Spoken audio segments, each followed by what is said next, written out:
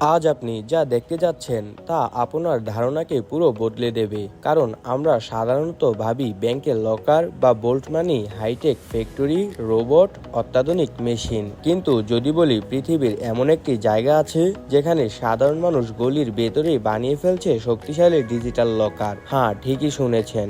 আজ আমরা আপনাকে নিয়ে যাব পাকিস্তানের অলিতে গলিতে, যেখানে লুকিয়ে আছে এক অবিশ্বাস্য কারিগরি জগৎ। চলুন শুরু করা যাক।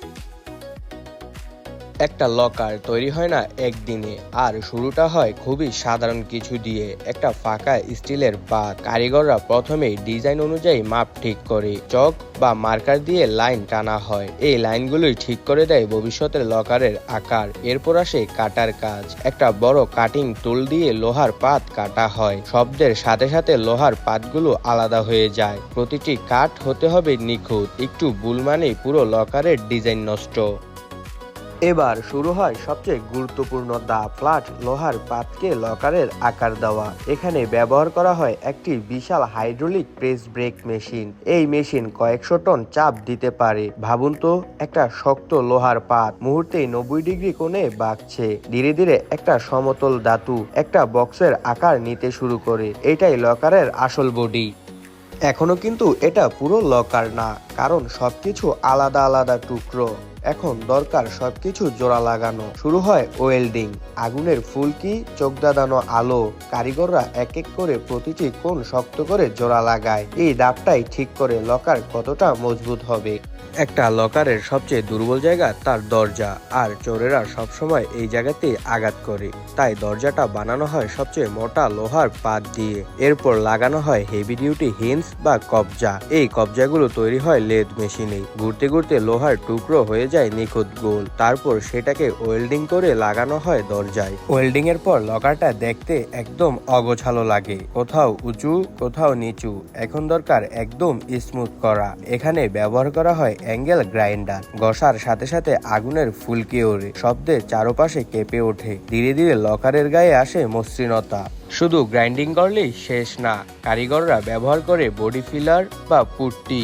এই পেস্ট দিয়ে সব অসমান জায়গা ডেকে দেওয়া হয়। তারপর স্যান্ড পেপার দিয়ে ঘষে ঘষে একদম মসৃণ করা হয়। এখন দেখলে কেউ বুঝতেই পারবে না এটা আলাদা আলাদা লোহার টুকরো দিয়ে বানানো। এবার লকারকে দেওয়া হবে তার ফাইনাল লুক। প্রথমে দেওয়া হয় প্রাইমার, যাতে মরিচা না ধরে। তারপর স্প্রে গানের সাহায্যে দেওয়া হয় ফাইনাল কালার। এখানে ব্যবহার করা হয় matte, black, grey, metallic finish. মুহূর্তে পুরনো লোহা হয়ে যায় একটা প্রিমিয়াম লকারে।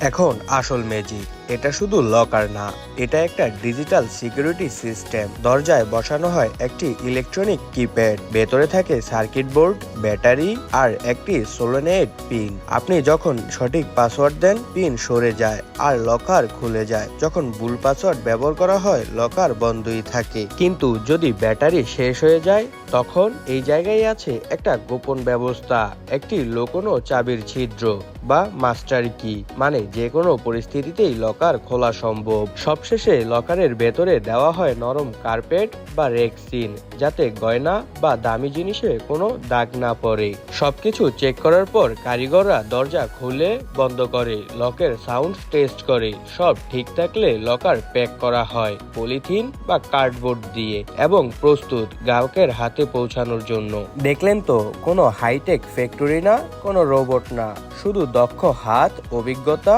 আর পরিশ্রম দিয়ে কত শক্তিশালী একটি লকার তৈরি করা সম্ভব। এই কারিগরদের কাজ সত্যি প্রশংসার যোগ্য।